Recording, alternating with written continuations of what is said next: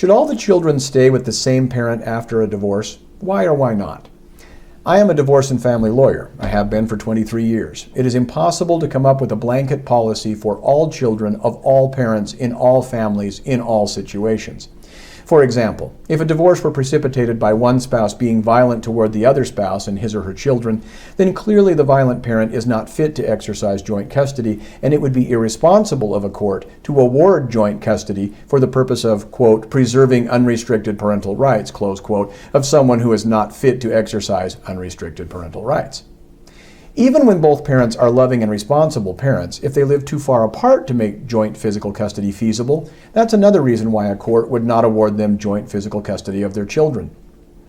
But for the overwhelming majority of parents, that is to say, parents who do not ask for a divorce or want to divorce their children, when fit and loving parents live within a reasonable distance of each other so as to exercise joint physical custody in a way that not only does the children no harm, but does them greater benefit than a sole physical custody arrangement, there is simply no good reason not to award joint physical custody.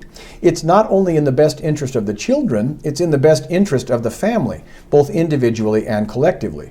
It's what children of two fit and loving parents want, to have as much contact and influence of both parents as possible. Rare exception, anyone who advocates for the children spending the majority of their time in the custody of one parent over another is usually the parent wanting the children to spend the majority of their time in the custody of one parent.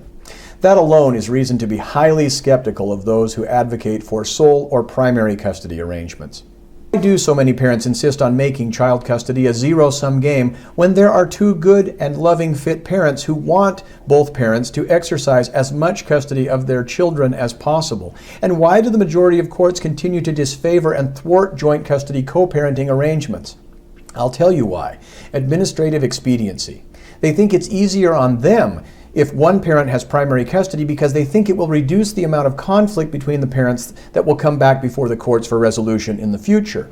What's so perverse is that the opposite is true.